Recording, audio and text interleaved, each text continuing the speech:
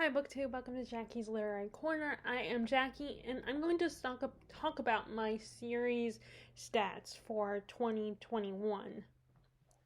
So, of course, because I'm still trying to work on getting better at finishing series within the year, I still haven't had a lot that I've finished, but I do have a few. And it helped that they were actually trilogies, and then there was a duology, and then one book that was a sequel to another book, and I don't know if the author considers it a duology or not. I mean, you could argue it is, but I don't know if it's considered a duology if it's like not technically a straight up continuation of the first book. Maybe it's not, it's just a sequel. But I figure why not call it a duology, you know? I mean, I don't think I'm going to get in trouble for that, so. So first I'm going to talk about what I did finish, because that's the smallest list. And first, the series, I ended up finishing it. First, I finished Winter Night Trilogy. I used Libby to listen to this one. And, I really liked how it was Russian inspired. It's still Europe, but it's not the UK, which is kind of nice to explore other countries in Europe, as well as exploring stuff beyond Europe. But I still like the UK-based fantasy. But I think we're all looking for a little bit more diversity in our fantasy, and trying to get away from the UK and Europe altogether and go into different parts of the world, or like parts of the world that aren't inspiring. And it helped that it was also a YA trilogy. I usually get their YA a little bit faster than adult books. And in case you're wondering, it's, like I said, it's Russian-inspired setting where, like, there's this little village who, they are being invaded by people who I believe they're Christian. So their beliefs are being changed and altered, and our main character is trying to fight that because she knows she's encountered the old gods and still believes in them, and she ends up being chosen to still, keep them alive in the hearts of her people. And she has to fight her new stepmother, who is one of the people who is all about bringing Christianity into their village. And then you have the second, and it just keeps, expanding the universe and all three, this world. We even go to, I think it's Moscow is where they go, where she interacts with the king, I think. It has been a little while since I've read the book, so it was really fun. It kind of, it reminded me of like stuff like Uprooted and Spinning Silver, a similar kind of feel to it. Like very otherworldly, a little different from the usual fantasy. And then the other trilogy I read and finished in 2021 is the Bartenius Trilogy. And again, a YA. This is in a world, it is set in the UK, but I don't know if it's an alternate universe version of the UK, but the government is run by magicians. And our main character in the first book, he's a preteen boy he's an orphan. He lives with a master, and him and his master don't see eye to eye, and he doesn't think that the boy Nathaniel is ready to be a full-grown magician, and he's very hard on him and doesn't give him a chance to prove himself. And then the boy ends up getting humiliated by a colleague of his master, whose name I do not remember. And he vows to get revenge on this guy and to prove his worth and kick his master's ass. And so he teaches himself. And then then it's a year later, and he summons a djinn, Bartenius, who is snarky and sassy, and he's my favorite character in the whole trilogy. And the trilogy has footnotes, but they're fun footnotes. They're not just stating facts. They're like Bartemius is commentary on humans and on the magicians, and he does talk about all the different jinn he knows and is frenemies with. And what I like is that it's still UK based, but it's focused on a magical creature that I don't see a lot in fantasy. The jinn, who, if you're basically, it's like the genie from Aladdin, except for they're more manipulative and mean, and they're closer to demons. And I think it's just, and they all have all the jinn we meet throughout the trilogy all have their own individual personalities. And some are more smarter than others, like Bartemius. And it's a fun young adult trilogy. And what I like when I said with my 100 memorable characters is that Nathaniel's arc almost goes in the direction of making him kind of villainous, because he ends up being corrupted by the government because, and acts no better than them in his thinking, his way of thinking, and he's very prejudiced. And with the jinn, we explore slavery, which is a very interesting angle, because the jinn are seen as the bad guys. They're monsters. They're demons. But then, as you get to know Bartemius, you kind of see that they're almost like humans in a way. Like I said, they have their own personalities, their own desires, their own wants. It's in their nature to be, manipulative and clever, but also they have things that they want. And and actually, if you like fantasy and you liked Falcon and the Winter Soldier conflict in that story, if you liked that show and liked the conflict of it with the people against the government, the Bartenius Trilogy deals with that, where there's a group of rebels. Kitty, that's her name. I couldn't remember her name when I was thinking about this book before, but Kitty is her name, and she leads a group of rebels to fight against the government.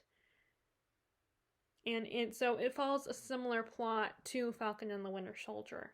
I kept thinking about that as I was reading the trilogy. It reminded me so much of that. So there is a fourth book, but it's a prequel. It's about Bartemius' adventures before he meets Nathaniel. So it's, like I said, it's a little different. It still is UK based. But like I said, it deals with the jinn, which I think adds a different take on things, exploring a different magical creature, or fantasy creature. Because I feel like when you say magical, you say it's like fairies and fairy dust, and jinn are not. Although fairies are vicious too, can be very vicious and manipulative, but I don't think they're not like the jinn are not like Tinkerbell.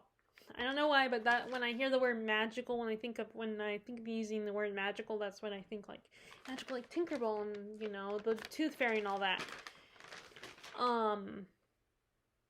So that was and it deals with some very adult issues, and like I said, it goes in a unique direction with Nathaniel's character, with his arc and everything. You almost can't stand him. You almost actually are rooting for Bartemius over Nathaniel throughout the trilogy. And then the duology I finished. Now, I didn't read the first book this year. I think I read the first book either in 2020 or 2019. But that's the Strange Dreamer duology, and I listened to Muse of Nightmares via audiobook. Not the Libby one, but actually with having an iPhone, it has an iBook.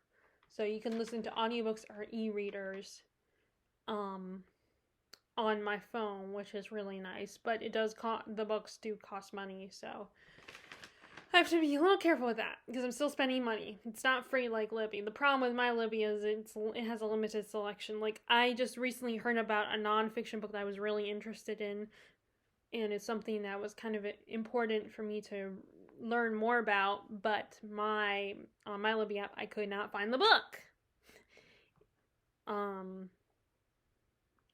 So I looked on my iBook and I found it, and I found another one about the same topic. So I put those on my want to read list, which hopefully that doesn't mean that it thinks I'm gonna buy them.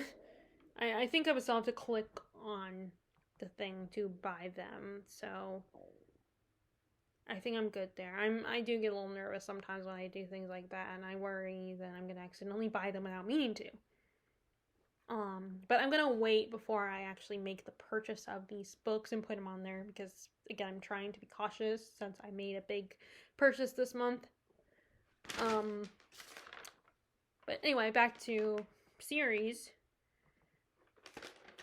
So, I listened to Muse of Nightmares on that book. I really liked it. This one kind of focused more on Sarai. Well, the first book was more about Laszlo Strange. Although both books are about both of them, but we start out, in fact, we don't even meet Sarai right away in the first book, because we have to bring Laszlo to where she is first of all, so we spend most of our time with Laszlo, but then we are with Sarai a lot more in the second book. And what is really cool about the second one is that we actually are introduced to a new antagonistic person in the story. I mean, the first antagonist in Strange Dreamer is still there. She's still a threat. But we have a new antagonist. Which is really cool. And I had a good time with the duology. I'm glad I read it. And I'm probably going to, at some point, buy Strange Dreamer via audiobook and just have them both so that I can listen to, because I put the book on my donation pile because I could get it on audiobook now that I've realized this. I have this iBook thing, and since I have Muse of Nightmares on there, I bought Muse of Nightmares via audiobook. I figure I may as well go at some point buy Strange the Dreamer, and then I can listen to the new duology one right after the other at some point. Of course, it's too soon. I don't like to read books. I don't like to reread books right away, which most people probably do like to read them as soon as they read them. Like, oh, I have to read this and reread this. And it's not that I don't have the desire to do that. It's just I'm like, well, I have to give all the other books that I haven't read a fair shot. I have to read those first before I reread something. And that I've just reread. And then, of course, there's all those books I want to reread that it has been years since I picked them up and reread them. So, like Salem's Lot, for instance. I want to prioritize that because it's been a long time since I read it. And then the other one where it's not technically a duology. I don't think it could be considered a duology because it's just a sequel that the author decided to write because his fans were asking about what happened to the one of the surviving characters of the first book, and that is Dr. Sleep. The first book being The Shining, and the sequel to it is Stephen King's Dr. Sleep, like I said. So I don't know if you counted. I don't know if you consider duology or not, but why not? I don't think Stephen King's gonna say you can't do that, or any of his fans are gonna say that either. But it's not like a direct continuation to The Shining, but it is the little boy in The Shining. It's his story. As an adult, what happens to him? He in the first book he had what the tale references the shiny, which is he has psychic connections to the spirit world and stuff like that. And as an adult, he still has it, but it's not as strong. Like, it's a lot stronger in kids than it is in adults. And he ends up in Dr. Sleep. Danny meets a little girl who was just like him and maybe even more powerful than he was. And these people called the True Knot, they're like vampires. They will suck out the essence of your gift. They will steal it from you so they can live forever. And this little girl's hunted down by these people, and Danny has to protect her. There is a reference to the Overlook Hotel. In fact, I think part of the climax, I think, takes place at the location of the Overlook Hotel. I think. I mean, one day I will reread it, but I'm going to wait a little while before I do that. Like I just said a few moments ago, I like to wait. If I just read a book, I don't want to reread it right away, because there's other books that I want to reread that I haven't reread in years, and there's also new books I haven't read yet that I want to read. So that's what I finished. Now let's talk about one DNF. Now, to be fair, I've only read the first book, and who knows, the other book, I admit that the other book could have changed things that bother me about the first book.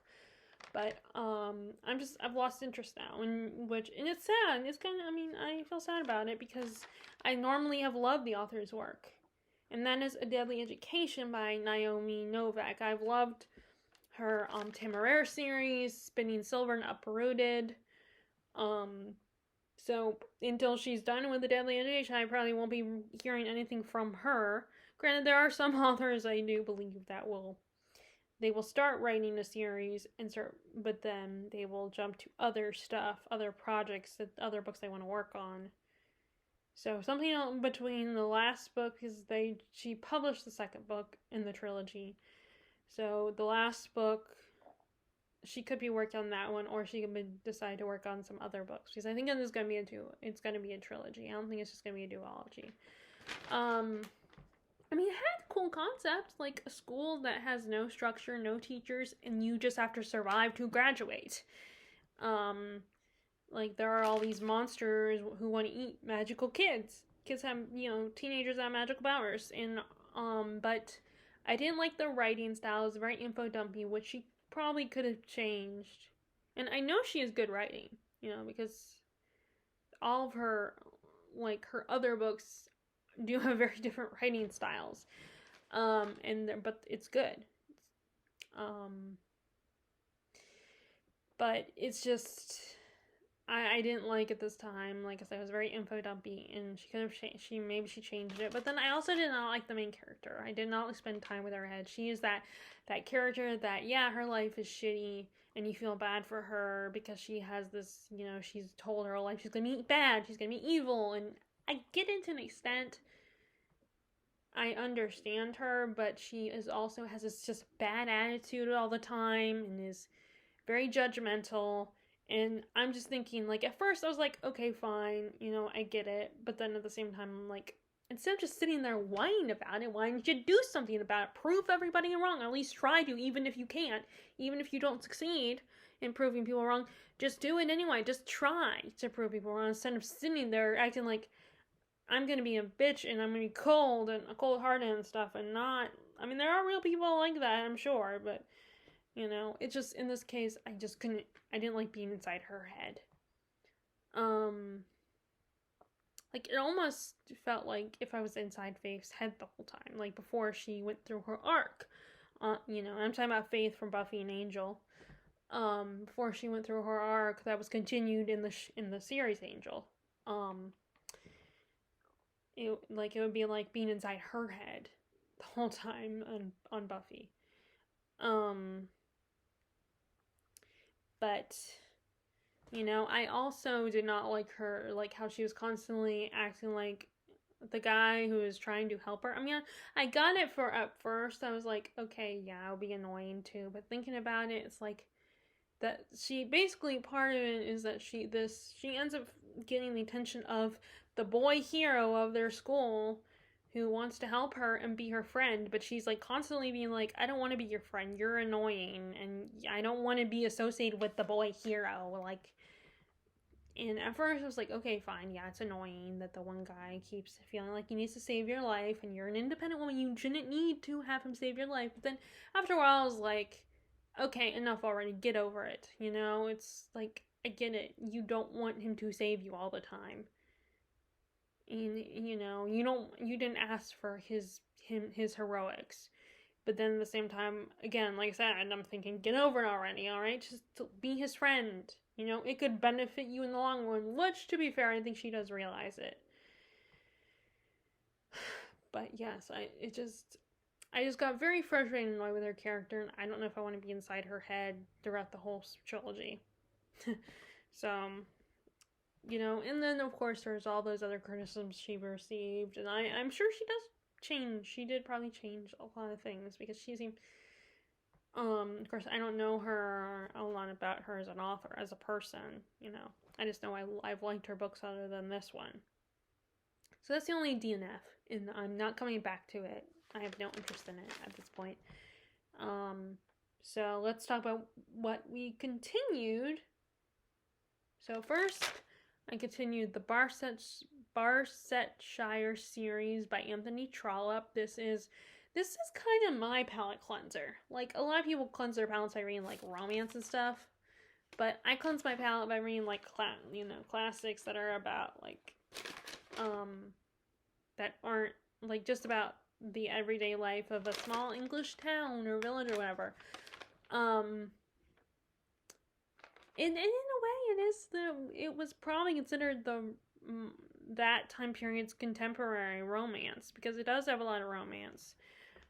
It's just a series about the lives of these people in a small English town, and they put a lot of value on their church, on their religious politics, and the first two books kind of focus on this one particular family, and then the third book, the one I read in 2021, focuses on this doctor who has taken in his niece and has adopted her because she was born into I think it was out of wedlock or something.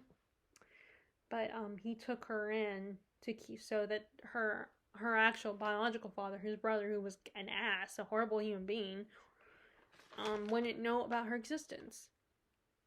And in this one young man, who he is from a rich family, and he's supposed to inherit his family fortune and everything, and his parents, and he falls in love with the doctor's niece, but his family doesn't approve of her. And the Dr. Thorne, cares about his niece's happiness, but he also knows how society is, and doesn't want to put her in a position of being humiliated and shamed for trying to rise above her station through marriage. Like, he's trying to protect her and do them both a favor, because he knows how society can be. How society will ostracize you and judge you. And I enjoyed it. Now it was one of those things where I actually stopped reading it and then picked it up again in whatever year I finished it, when I finished it this year. I don't remember what it was like either. Like I said, either in 2020 or 2019 when I started it. And I put it down because I wasn't in the mood at the time, but then I picked it up again and I enjoyed it.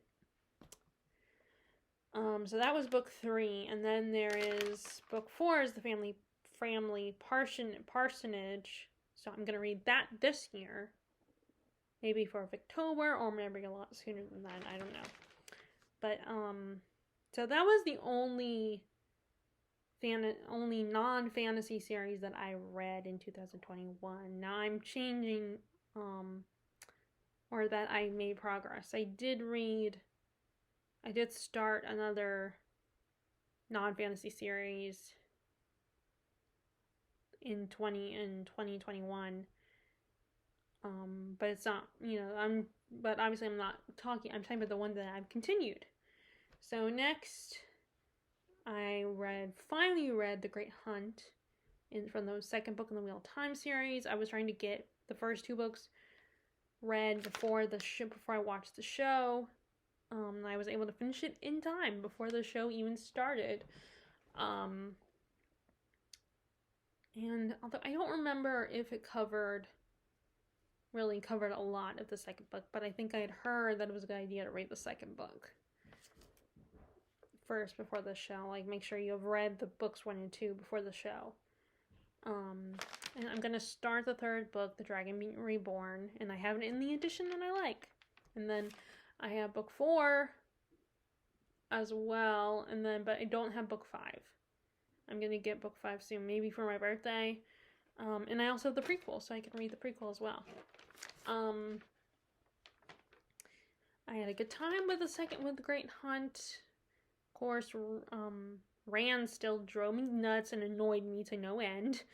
I think he annoys most readers. Most people have read this who love the series.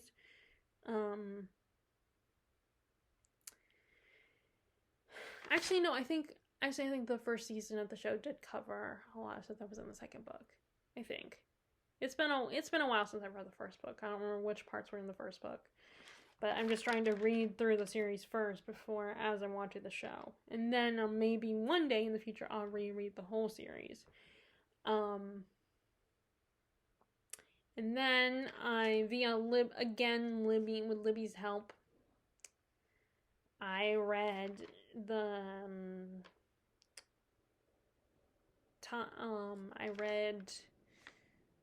Come Tumbling Down from the Wayward Children series, where we revisit Jack and Jill's characters, because the last time we saw them, their door opened and they got to go back to their gothic world, and things have changed. And unfortunately, Jack and Jill's relationship is not repairable. I feel like it definitely needed a lot of, it was not in a good place. And it was just really fun to be back in that world, back with those characters from that gothic universe, and explore their, the crazy mad scientist stuff.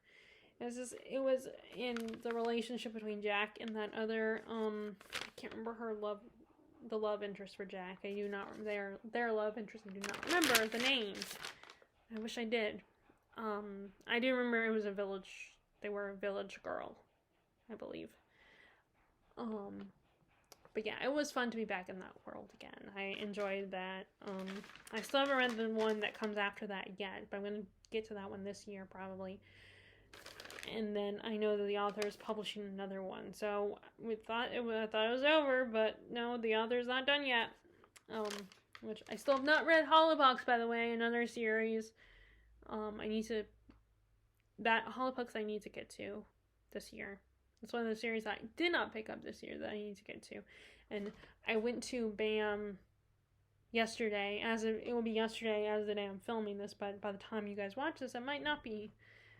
I went to BAM, and I decided to try to stick to one book, which is very hard. It makes it very difficult to make a decision. But I did get a second book in a series. I decided to stick to that, and I wanted to originally get the second book of a book that I had just finished, but they didn't have it there, so, which that always seems to happen when my book's a million. But I consider for a second to buy, or at least I saw Hollowpox because I went in the middle grade children's section, because I spend a lot of time going back there, because there are some middle grade books there that are there, and then also I shop for my nephews and my niece for books, and I actually just bought a book for my nephew. He is not old enough to read at that level of book I bought him, but his parents can read it to him. So I went in there and I saw Hollowpox. I was like, oh crap. I was like, nope, stick to the decision. I was like, no, I need to stick to the decision book I chose, because I could be there forever. And I wanted to get some lunch, so and there's a little cafe restaurant type place there, so in that shopping center. So but okay, so anyway, so Wayward Children, and then I read the book, I think it's book 3 if you don't count the short stories. If you count the short stories, I believe it would be book 4 or 5. I think 4. If you don't count the short stories. But what is it called? My shelf is right there. Not Blood of Elder, Time of Contempt. Oh, Baptism of Fire. That's the next. I read Baptism of Fire last year. Too. And actually this year I read Tower of Swallows. And then I have 2 more books. Although the very last one, I think that one's like the short story collections, I think. Possibly, I don't know. But Baptism of Fire, I know I just talked about in my 25 questions tag that I have a really great memory, but apparently not great enough to remember the plots of books. I can remember facts and information and stuff, but that I want to remember. But I do not remember what happened in Baptism of Fire. I wish I did, so I could tell you guys, but I do not, for the life of me, I do not remember that plot. I do plan to reread all those books, but anyway, so I read that one, Baptism of Fire, and then I also read towards the end of the year, in either December or November, I read the book 3 in the Rhyria Revelations. So how that one is published is it's published in 3 volumes. So you have 2 books per volume. And I read the first book and the second volume, which is Nymphron Rising. And it continues Hadrian and Royce's story. Royce knows something about Hadrian's past that Hadrian doesn't know, and Princess Arista comes back into their lives and insists that they help her to go to form an alliance, to form an alliance with one of the lords or dukes or whatever. I don't know what his title. I don't remember what his title was. And but without her brother's permission, because she failed at being failed at being a representative of their kingdom. So she has to do this secretly because she thinks she's more capable of it. Unfortunately, we actually get to see a little bit. We get to see some of her magic and what she can do magic-wise, and we start to realize that it happens. Your magic doesn't reveal itself in this world as easily. You have to learn by doing it, by actually trying doing it. Like it can't be taught. So we get a lot of development, a lot of time with her, which I enjoyed seeing more of her character develop and come into her own. And then we get development of Hadrian and Royce's relationship, especially with the secret that Royce holds over Hadrian. And we watch their relationship develop and expand a lot more. So those are the 2 things that that book focused a lot on. So I'm probably gonna read the second one sometime this year in 2022, and then I have 1 more volume with 2 more stories. Okay, and then we have The Faithful and the Fallen. I read the second book, Valor, and then I have Ruin already, but I don't have the last one, Wrath. That's so I need to get that one. Maybe I'll get that one for my birthday or for Christmas. I don't know. Or I'll buy it myself, at some point this year. But, it's a series by John Gwynne. The author is really good at battles and fights and stuff. And he, it has some of the cliches of fantasy, but it really changes things. And it's kind of Viking inspired, I think. Or at least that kind of Scandinavian culture. Again, another one that I couldn't really tell.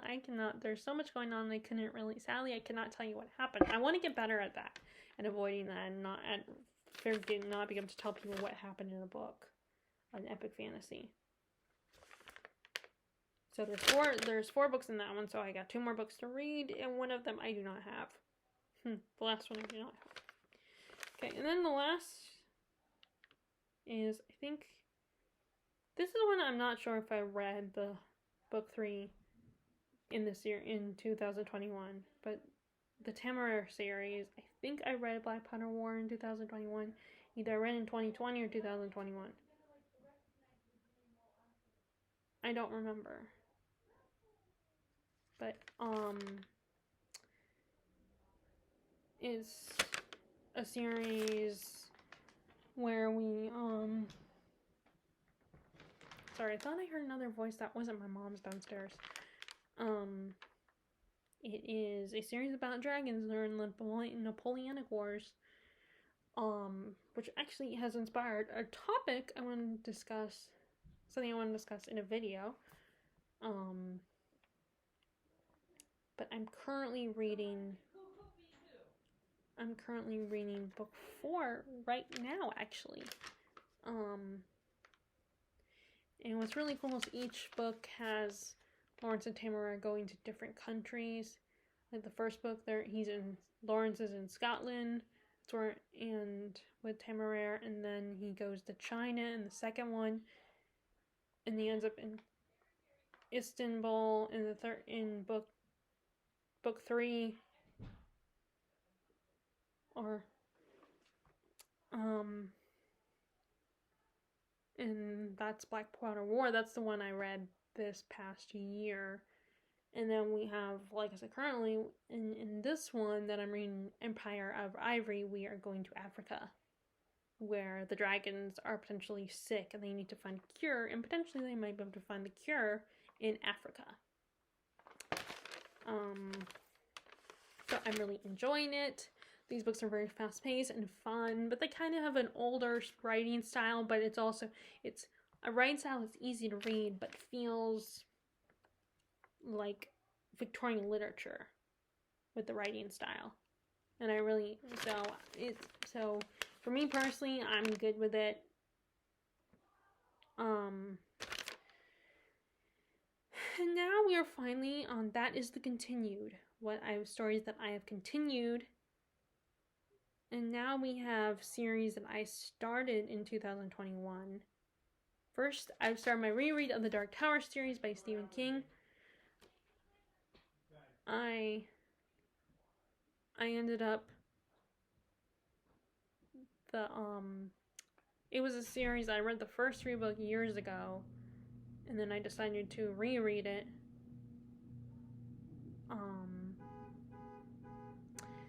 I wanted to reread it, so I reread books 1 and 2, and I really enjoyed rereading the series. I definitely enjoyed it a lot more than I did the first time. And this might be shallow, but I really do think the copy of the book, the edition of the book, really can help your enjoyment of a story, especially if it's something new for you. And at the time, it would have been new because I was kind of just discovering Stephen King, getting more into him as an author. And at the time, like I said, I didn't like the idea of a Western style fantasy story. But this time around, I enjoyed it a lot more. So the first book is The Gunslinger. It's the shortest book in the series. And then you have The Drawing of 3, which I vaguely remember that one. I remember the monstrosities in that one that are introduced in that one. And then I remember the doors and meeting his 2 companions. I remember his female companion, the woman, had multiple personalities. She has 2 different personalities, and I remember that the guy was addicted to coke. And I think Stephen King drew from his own personal experience because he was someone who was addicted to it as well.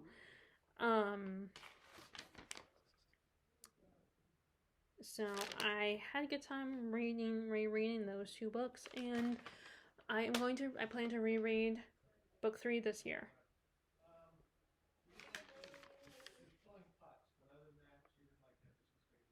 Okay, so the next series I started this year is a companion. It's technically one that I feel like you don't have to read. It's a companion series, they're separate stories, so you don't have to technically read all the books. But I think for nostalgia reasons, I think a lot of people would enjoy reading all the books. And that's the Twisted Tale series. Each book is by, a couple of the books are by the same author. But it is a basically a take on the Disney fairy tales, and you take a twist on the story, as the title of the whole overall series implies. It's like, what if this happened to this? What if this character made this choice instead? What if this character did this instead? Kind of situation. And I read the Frozen one, which is called Conceal Don't Feel, and it's the idea of what if Anna and Elsa had separated and did not remember each other. So Elsa lives in the palace with her parents, and then Anna is raised in a village with adopted parents that her mom was friends with, and which allows for Anna to interact with other people, not be so naive and so trusting the wrong people. And she's a little smarter, I think, in this one, and she almost does trust Hans, because she does meet him like she does in the original movie. She almost trusts him, but quickly figures that he cannot be trusted. Which is, I appreciate that. So we didn't have a lot of her mooning over Hans, in the book, but we did have Hans flirting with Elsa and trying to woo her, so we got to see what could have happened with that. Now, the thing about Conceal Don't Feel is it basically follows a lot of the plot beats of the original movie, which kind of took away the magic of the story, because, the only difference is that how these characters meet, cross paths, is different. And they had the idea of Anna and Elsa being cursed, so that Elsa cannot come into contact with Anna. Because, if she does, then the whole frozen heart thing will happen. So instead of just, touching her, they can't come into contact at all. They cannot meet until Anna remembers who Elsa is to her. And, so that was kind of cool. That was a little different. I like that. And we got to see their relationship grow a lot more,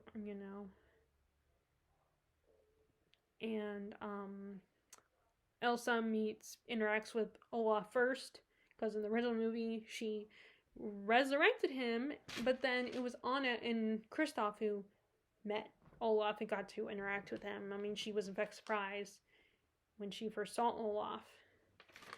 So there are some differences, but it still kind of felt like the movie, just maybe making different choices in the movie, but still kind of had the scenes were played out the same in this book. So that one was okay. And then we have the one that I really loved was So This Is Love, which is the Cinderella retelling. It's basically, what if Cinderella did not get to try on the slipper?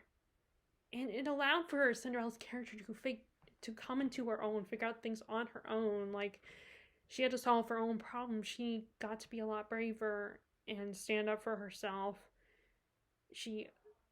Her stepmother sells her and tries to sell her into indentured slavery, and she escapes. And actually, the scene when she's escaping reminded me of a scene from A Twist in Time, which is the Cinderella, technically the third movie, but a lot of people, I think, don't acknowledge the second movie that was made. They don't count it. And, so she ends up escaping and is kind of on the street with her pets, with her dog Bruno, and I think the mice. And then she is coincidentally found by a woman who happens to work at the palace. So she goes to the palace, and there's a lot more interaction with her and the prince. And we find out that her and the prince did actually speak to each other. They didn't just look at each other and waltz around the room. They actually had words, which I do not like. When looking at the animated movie, I don't like how, all we see is them singing the song about So This Is Love, hence the title. And we don't know if maybe you're supposed to assume they did talk. They had a conversation, but, it's like, I didn't see it. So it's like, they didn't have one in my head. So we got to actually see them get to know each other a little bit and interact with each other a lot more. of course, under a different guise. She's not herself. And we also get to really see her develop friends other than animals as well. She got friends other than animals, and she really got to finally stand up, come into her own a little bit, get stronger as a person. Because, of course, when you're abused, which she was, it, knocks you down and can break you. I mean, she was very submissive to her stepfamily, and it's understandable, but her escaping them really helped. Seeing her escape them, not just go straight to being the queen and being the prince's fiance and everything. We got to see her. And also, I really appreciate that she questions if what she had with the prince was real or not, because they just had that one brief night together. And she, and she leaves at midnight. So she keeps questioning herself and doubting herself throughout the book, including doubting if they really had something, because they just barely, it's like, we just had that one night together, those few hours. And I really appreciate that, because to me, it's like, even though this is a fairy tale and that's how it is, it's like, part of me is thinking, you guys that's not love. I mean, yes, it can grow to fall in love, but it takes more than 24 hours for it to happen. Although I know there's a lot of contemporary YA books that kind of have that. So I really liked that one. And I liked the new characters, and we got to know the prince and the king a lot more, and the duke played a larger role in the story. In fact, he was the actual antagonist. I liked that. Which kind of made sense with the live action version, where that's what they did also. They made the duke kind of antagonistic and manipulative.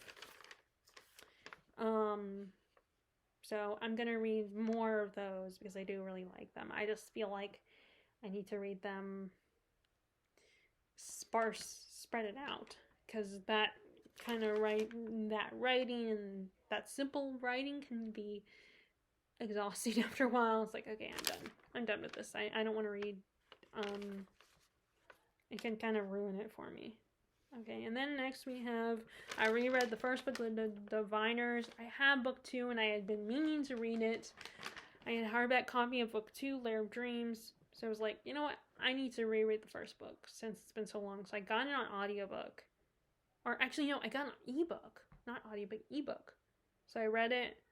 And then I started reading on ebook Lair of Dreams. But then Lair of Dreams, I started reading it around the time right before we were going to visit my sister, and I didn't want to have that, having to read that one as well, because I was bringing books with me when we were going to visit my sister. So it was like, I decided to return it early, because I still had the copy anyway, the physical copy. So I was like, okay, let me just go ahead and read the physical copy.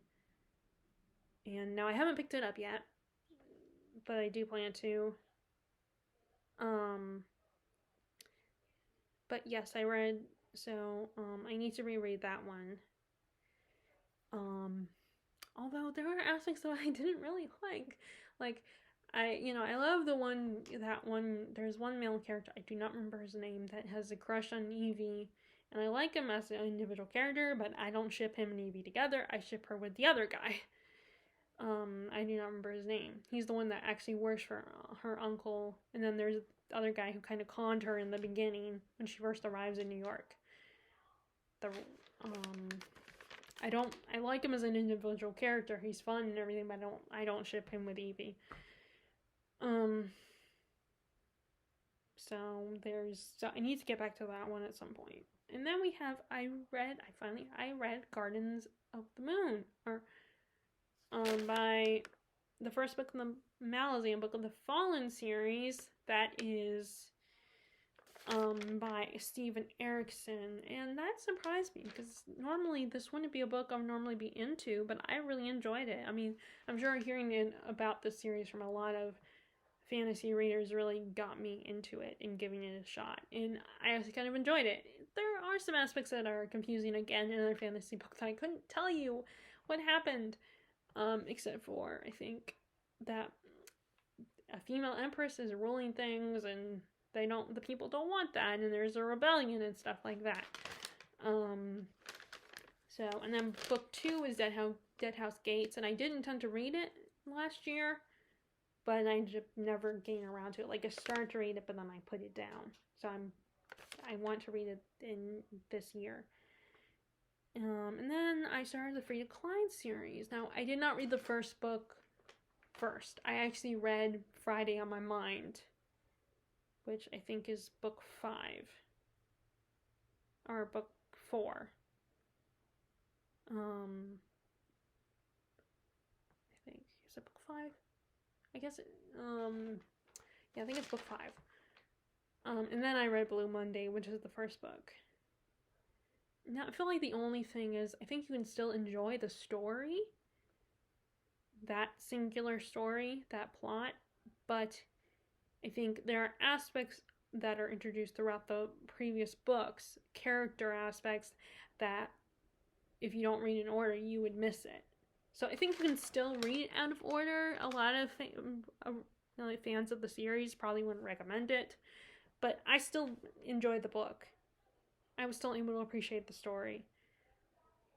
And now I can, get the other stuff. Because, people write prequels after the first few books anyway. And this is not, granted, that's not the same situation, but it's, that's the reason people write prequels.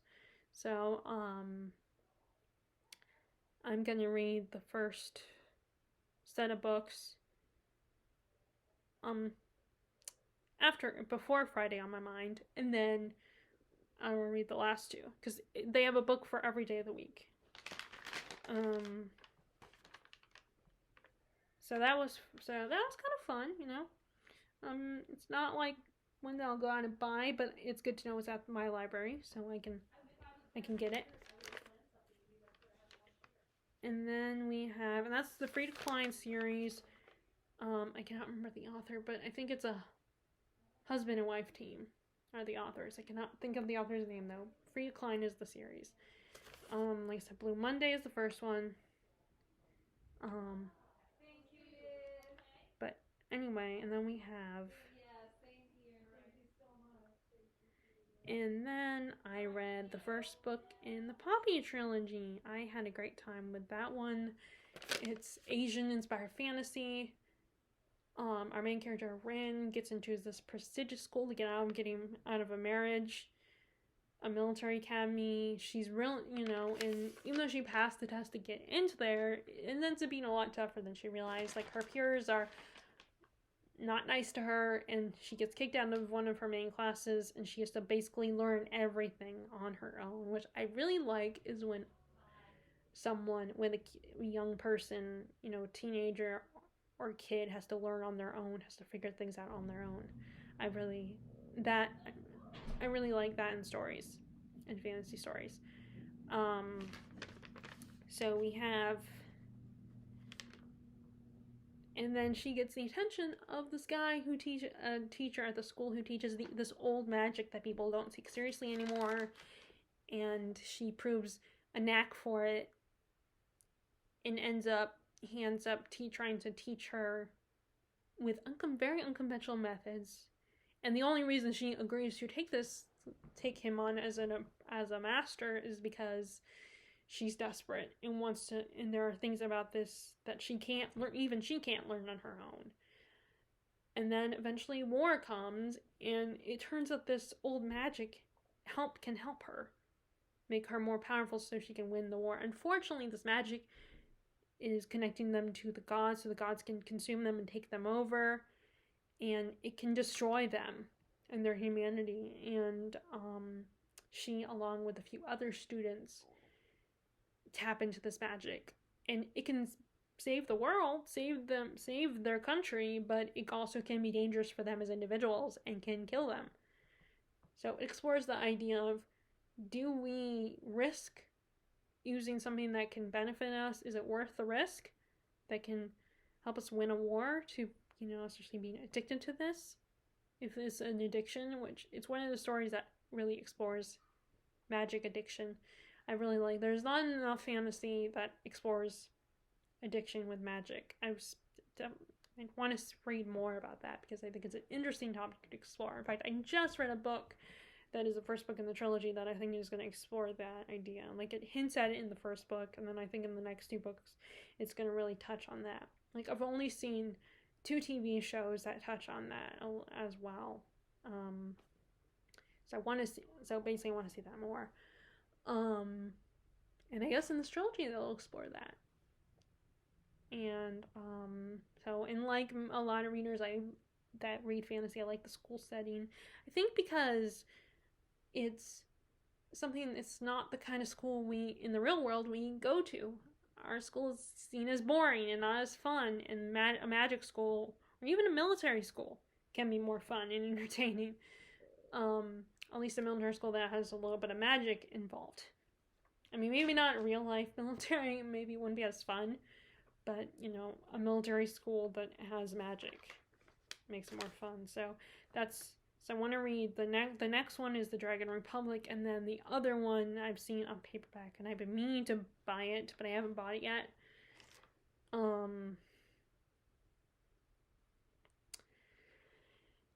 And then we have the Rift War Saga. I read the first 2 books. I meant to read all 4 books because it's only 4 books. It's like only one more than a trilogy. But I didn't get around to it. I did talk about some of the characters from the series in my 100 Memorable Characters videos. But it starts out, it feels at first like a typical YA coming of age story where a character has a knack for magic and then but realize that they learn it a very different way than their teacher learned it, and then it turns out they can win the war when this war happens in their country, in their dukedom, and invaders from another world show up. Which I like that. I like how the bad guys, or the antagonists I should say, because they're not bad people, are from another world. I really enjoy that. I think that adds some higher stakes and some different kind of tension. So not only are they from a different culture, but they're a completely different world. And the second book, I like the second one even a lot better than the first one. We really got to explore all the characters and see them develop, especially the Pug is our main character, and his best friend, whose name we do not remember. And the Princess Carlene and the Duke's 2 sons, especially Prince Aritha. There's a little bit of romance, but it doesn't take over the plot, especially because there's a war going on. And the second one also explores the other world a lot more, in the other world's culture, which I really like too. So I need to read the 3rd book, which actually focuses on Prince Aritha and his love interest. And then we have, so I mentioned this earlier, this is another non-fantasy series that I started this year, and that is the Emperor series. I read Gates of Rome. It's about Julius Caesar and his origins, but a more fictionalized version. I really liked the first one. I had a good time with it, and I want to read Death of Kings soon. I meant to read it another one I meant to read last year, so I'm going to definitely read this year. I want to get through at least 2 books from the series this year, ideally, but that might not happen. So, and then the last one is Skyward by Brandon Sanderson, and I don't know why, I just I enjoyed it, but I haven't been interested in buying book 3. Ideally, I would love to get it on audiobook or ebook. But I haven't got it yet, so. I saw it's out on paperback at My Books A Million, so, but I did put the first book in the donation pile. I don't know, I couldn't really tell you why. Because I did like it. I don't have any real reason, so I could keep it if I wanted to. Because I like Brandon Sanderson's writing, and I like this story, and it was a lighter sci-fi, so it was easy to follow and to get into.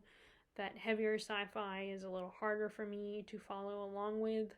Although I enjoyed Jurassic Park, which is more heavy sci-fi. although it's a little less, it's more science than, science with magic and, science mixed with fantasy.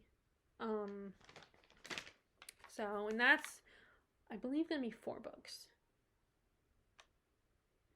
So I still have a chance. But I think what I might do is, again, ebook or audiobook. Because I'm still buying the books, but at least it means, I'm not adding to my physical bookshelves. Okay, so that's the series I've continued. I started in 2021, one that I DNF'd, one series that I finished. And currently, I am reading, I just finished Promise of Blood, which is the first book in the Bartenius Trilogy. I just finished it, and now I started The Blade Itself by Joe Abercrombie. Oh, and the other one is by Brian McClellan.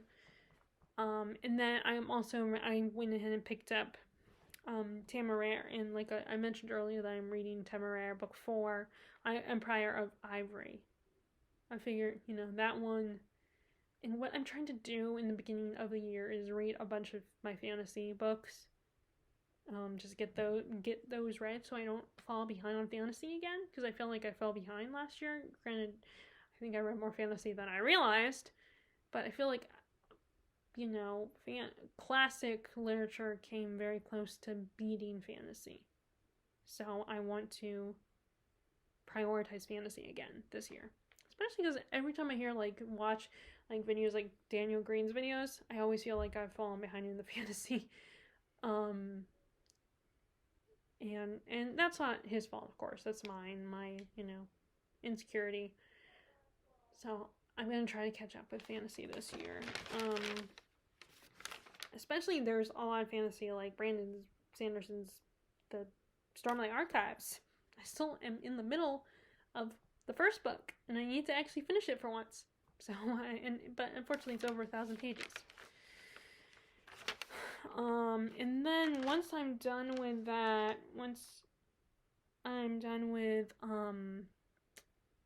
Empire of Ivory, this is the third book in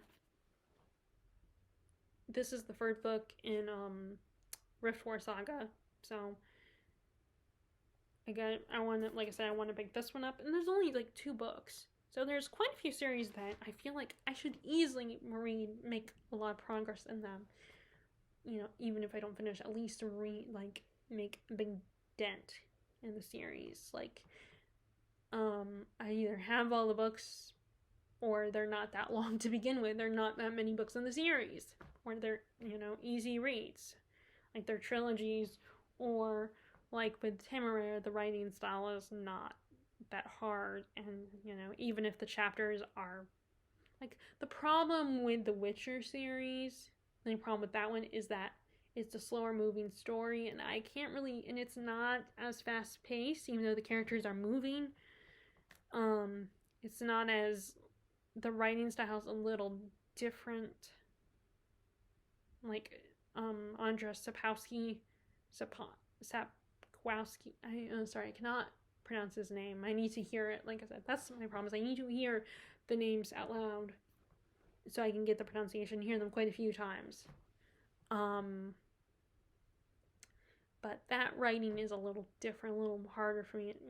I take a lot longer reading that writing style, while Naomi Novak's writing style in Temeraire is a little more fast-paced, and there's a lot of action. They're in the middle of a war, which you could technically say with Witcher is the same thing. They're in the middle of a war, but it's more the Witcher and his friends are trying to find, it's kind of like the in-between wars time, while in that one, while with the Temeraire series, I think, it's the in-between, it's not in between individual wars, it's between one big war, and the characters always have something to do to, while in Temeraire,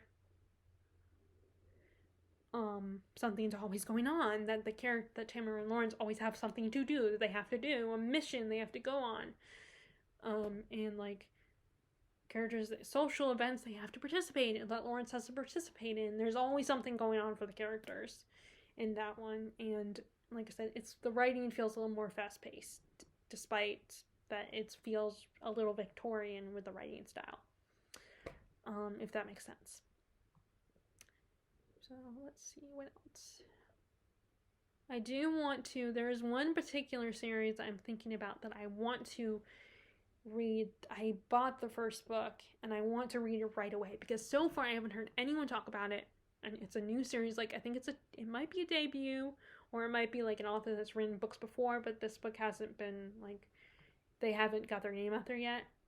But it might be debut, so I want to get to it first because I've come to realize something about me is that once I hear about, you know, a series, if it's popular and I start reading it, sometimes it can take away the specialness or the magic of the story. I still enjoy it and have a good time with it, like Wheel of Time, for instance. I enjoy Wheel of Time, but for some reason it's just like,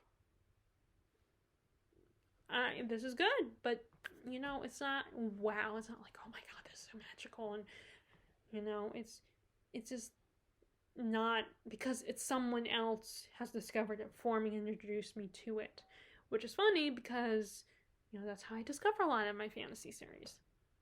But this one particular one has a chance to be something for me, that it's my discovery. I mean, I'm sure other people have discovered already, but I don't want to know about it. So I'm not going to even mention what the book is called. But I want to get to it, start reading it now. I was like just thinking about it now, but I wanted to film some videos and stuff, so, and ideally I want to film them, you know, I might be trying to film them today. I might wait for at least the one video where the discussion that Tamaraire series inspired. I might wait on that one, see if I can, you know, develop the discussion more so the video won't be super short. But there's one I feel like I need to do the review of Promise of Blood. I need to film that right now. So I wanted to get that done first, and then at some point today I want to pick up that book that I'm thinking of, this one particular start of a series, start that one before I hear about it and realize someone else has already discovered it. I mean, I can't control that, but at least I can, the one thing I can control is when I get to the book. Which maybe this sounds silly and ridiculous because but like I said, it just, sometimes there are a lot of series where I feel like other people know more about than I do, and I've discovered it and it's their thing, even if it's everybody's thing. It's not like series belong to one person except for maybe the author. Of course, that's a whole different debate. But it's just how I feel. But anyway, so those are my thoughts on series. That's my statistics on series. Are there any series that you guys have read or finished this year, or maybe you're not a series reader and you're more of a standalone person? If you guys like this video, be sure to give a thumbs up, click subscribe if you haven't already, click the bell notification below to see when I post new videos.